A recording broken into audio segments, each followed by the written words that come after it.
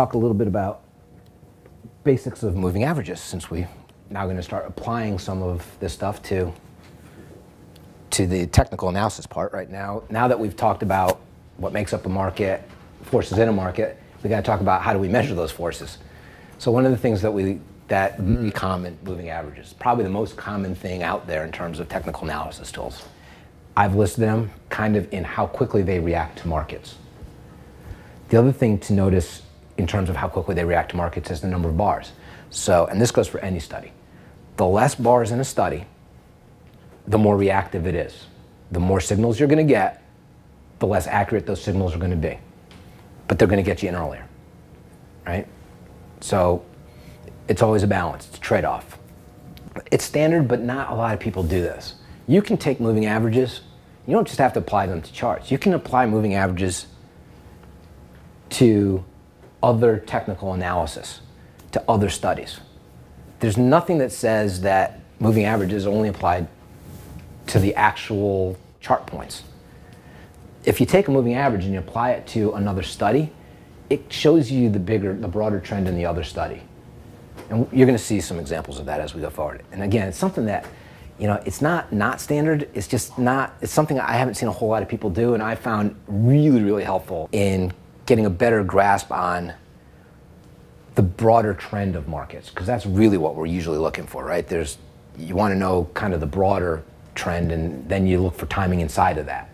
So how do we use moving averages?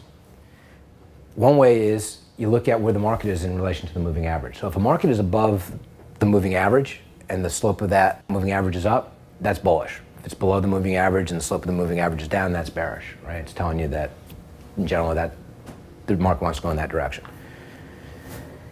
You can also look at the slope of the moving average to help you with momentum. We said we wanted to look at a couple different things. One's direction, one's momentum, right? So we're always looking at these technical analysis tools and saying, how can we use them to define both direction and momentum, direction or momentum? What is it useful for? Well, if you think about the definition of an average, right? If the slope of that average is increasing, either negatively or positively, it's telling you something about how fast the market's moving away from what was before. So that's the definition of momentum, right? So slope of the moving average can help you with momentum. So one of the things that you can look at in a moving average is two different time frames of moving averages, where if I took a fast moving average, and when I talk about fast, I'm talking about less bars in the study, right? So if I take a fast moving average and a slow moving average, if the fast moving average crosses a slow moving average, I get a signal. It tells me the market's moving in the direction of the fast moving average. So if the fast crosses above the slow, it means the market's probably going up. If the fast crosses below the slow, it means the market's probably going down. So one of the things that outside the box a little bit is applying it to a study. Now we're going to look at a chart of the 9 bar versus the 18 bar. We just talked about this a little bit. So things that you'll notice on here, right? You'll notice the black is the fast moving average.